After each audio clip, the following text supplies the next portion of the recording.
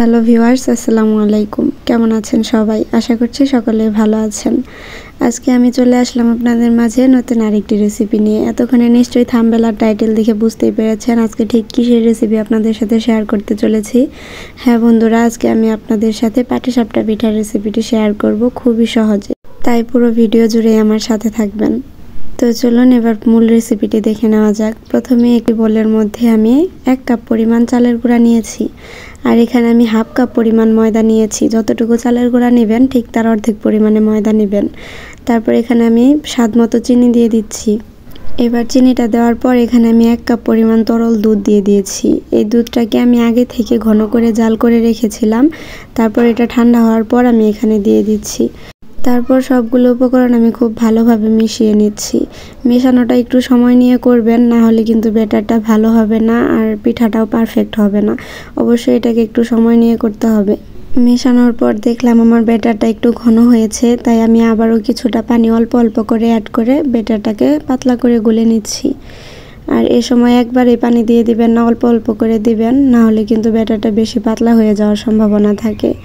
তারপর ব্যাটারটা ঠিকমতো গোলা হয়ে গেলে এখানে আমি হাফ চামচ পরিমাণ ঘি দিয়ে দিয়েছি, এতে করে ফ্লেভারটা ভালো আসে। আপনারা চাইলে এটা স্কিপ করতে পারেন। এই তো আমার পাটিসাপটার ব্যাটারটা কিন্তু একদমই রেডি। এবার আমি আপনাদেরকে এর ঘনত্বটা দেখিয়ে দিচ্ছি। ঠিক এরকম ঘনত্ব রাখবেন। তারপর চুলায় একটি কড়াই বসিয়ে এর মধ্যে আগে থেকে জাল করে রাখা দুধ দিয়ে দিচ্ছি। দুধটা কিন্তু আমি আগে থেকে ঘন করে জাল করে রেখেছিলাম। দেখতেই পেয়েছেন এখানে বেশ কিছুটা সর পড়েছিল, আমি কিন্তু সরসহ এখানে ব্যবহার করেছি। তারপর দুধটা দেওয়া হয়ে গেলে এখানে আমি পরিমাণ মতো সুজি দিয়ে দিচ্ছি। আর সুজির পরে আমি এখানে এলাচের গুঁড়া দিয়েছি। তারপর চিনি দিয়ে দিয়েছি স্বাদ মতো। তারপর চুলার আঁচ লোতে রেখে এখানে আমি হালকা হাতে সবগুলো উপকরণ খুব ভালোভাবে মিশিয়ে নিচ্ছি। সুজিটা ফুটে ওঠার আগ পর্যন্ত এটাকে রান্না করতে হবে। আর এখানে কিন্তু অবশ্যই কাঁচা সুজি ব্যবহার করবেন। ভাজা সুজি ব্যবহার করলে হয় কি, এটা খেতে সুজির হালুয়ার মতো লাগে, খেতে একদমই খিরসার মতো লাগে না। আর এখানে কাঁচা সুজিটা ব্যবহার করলে এটা মনে হয় যে ক্রিমি টাইপ কিছু বা খিরসার, হুবহু খিরসার মতোই লাগে, খেয়ে একদমই বোঝা যায় না যে এটা সুজি দিয়ে রান্না করা। তাই অবশ্যই এখানে কাঁচা সুজিটা ব্যবহার করবেন।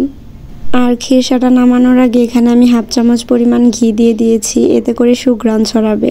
তারপর চুলায় একটি ফ্রাই প্যান বসিয়ে এখানে আমি সামান্য পরিমাণ তেল দিয়ে দিয়েছি। তেলটা দেওয়ার পর এটাকে আমি খুব ভালোভাবে টিস্যু দিয়ে মুছে নিচ্ছি। এখানে কিন্তু তেলটা থাকা যাবে না। তবে তেল থাকা যাবে না মানে এই না যে আপনারা তেলটা দিবেনই না, তেলটা দিবেন, কিন্তু দেওয়ার পর এটাকে ভালোভাবে মুছে দিতে হবে।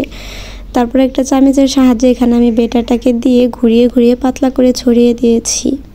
তারপর পিঠার মিশ্রণের কালারটা যখন পরিবর্তন হয়ে আসবে আর নিচে থেকে উঠে উঠে আসবে, ঠিক সে পর্যায়ে এখানে আমি খিরসাটা দিয়ে দিয়েছি। এই পর্যায়ে যদি চুলার আঁচ বাড়িয়ে রাখেন তাহলে পিঠাটা একটু ছিদ্র ছিদ্র হবে। আর আপনি পিঠাটা ঠিক কীরকম বানাতে যাচ্ছেন সেটা আপনার চুলার আঁচের উপর নির্ভর করবে। চুলার আঁচ যদি লোতে থাকে তাহলে পিঠাটার কালার একদম সাদা ধবধবে হবে, পিঠার গায়ে কোনো ছিদ্র থাকবে না। আর যদি পিঠাটাকে হালকা ব্রাউন কালার করে বানাতে চান সেক্ষেত্রে চুলার আঁচ একটু বাড়িয়ে পিঠাগুলো বানিয়ে নেবেন। একই প্রসেস ফলো করে আমি সবগুলো পিঠা বানিয়ে নিচ্ছি। দেখতেই পেয়েছেন আমার পিঠাগুলো খুব সুন্দরভাবে উঠে এসেছে। আপনারাও আমার মতো করে আমি যেরকম ভিডিওতে দেখিয়েছি ঠিক সেই রেসিপি ফলো করে পিঠাগুলো বানিয়ে নেবেন, এতে করে আপনাদের পিঠাগুলো খুব সুন্দর হবে, পারফেক্ট হবে। আমি কিন্তু প্রতিটি পিঠা একটু ব্রাউন কালার করে ভেজেছি, আমার কাছে এরকম কালারই ভালো লাগে। আপনারা চাইলে এটাকে সাদা করে বানিয়ে নিতে পারেন, সেক্ষেত্রে চুলার আঁচটা লোতে রেখে পিঠাগুলো বানাবেন।